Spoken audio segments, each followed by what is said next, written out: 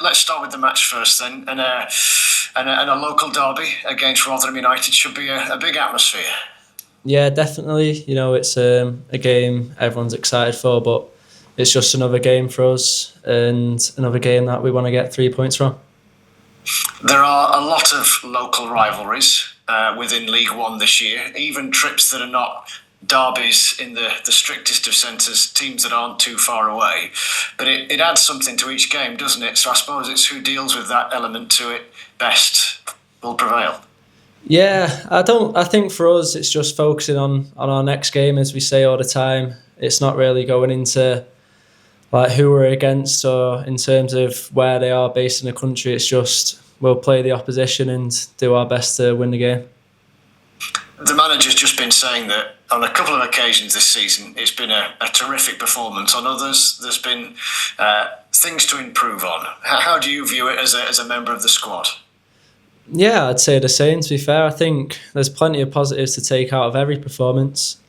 I think the game Saturday, first half, we weathered a bit of a storm, and then second half, we improved a lot. And I think that's what you've got to do in this league, because you're not going to be on it all the time. You just got to make sure you can stay in games when you can and then improve. But obviously, the game before, the Huddersfield game, I think, despite the fact that we lost, I think there was loads of positives to take from that. I thought we performed really well, so hopefully we keep the performances level high and we'll get the results from that. Just from that Huddersfield game, and yeah, the near miss that ultimately became, what did that do for you guys as a group of players about this idea of sort of mixing it with the fancied teams within the division? Because most people think Huddersfield should be near the top this year, and you've been in a handy contest with them. Yeah, 100%. I thought we more than held our own. I thought first half we were excellent. We made it really difficult for them. The press was really good. Second half it was more of an even game, and unfortunately for us they came out on top. But I think we've definitely shown that we can compete with anyone in the league. What about you then? Obviously been a regular, played a lot of football at the start of this campaign. In your sort of latest loan move per your development at Blackburn, yeah. How have you found it? No, I've really enjoyed it. It's obviously been good for me coming in early in pre-season and getting to know the staff and the players. So I've enjoyed that. And now, as you said, I've been fortunate enough to keep my place. So I've just got to keep performing as well as I can to try and stay in the team.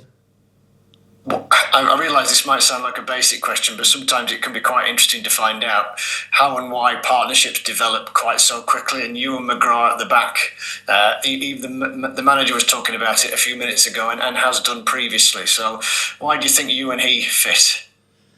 I think obviously he's a left footer as well, so maybe there's a good balance. But I think we've enjoyed playing with each other, but I've enjoyed being a partner with everyone. So I played with Matty a few games. I played with Sean in pre-season, obviously with Jay. So I think there's 4 very good centre backs here, and we can partner well with each other. As someone who's building his career as you are, there are quite a few younger players, if you like, who are doing that at Doncaster Rovers right now. What are you learning, as it were? Well, for me, it's just gaining more experience in League One. I'm learning a lot each game. There's obviously mistakes what I've made, what I've learned from, and I've spoke with the staff about, and yeah, it's just about that next stage of my development. Obviously, I had a spell in League One last year and it didn't go how I wanted it to, so I learned a lot from last season. So now I just want to take all what I've learned and be able to play as many games as I can this year.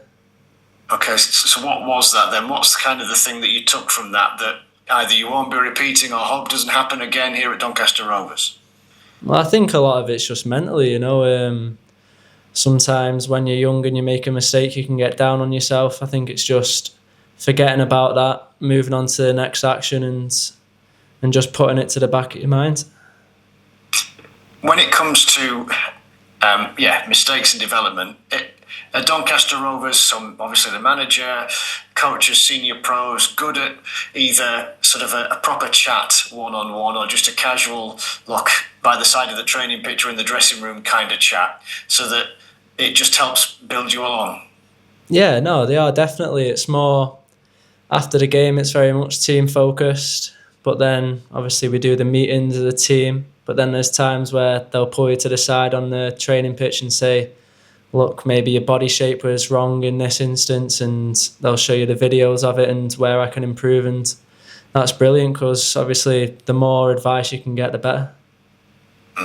Just finally, prior to the start of the season, perhaps lazily, from a media perspective, it was, well, newly promoted Doncaster Rovers, how will they get on in the higher league? Yet the season at the minute suggests that ambitions far beyond are possible this year. How do you feel as a group of lads as to what might be achievable in this campaign? Yeah, well, it's still only 5 games we've played in it, so it's still really, really early to say where we're going to end up, but everyone's confident, and we'll just take it game by game, and hopefully we can push towards the top of the league, because that's what everyone wants.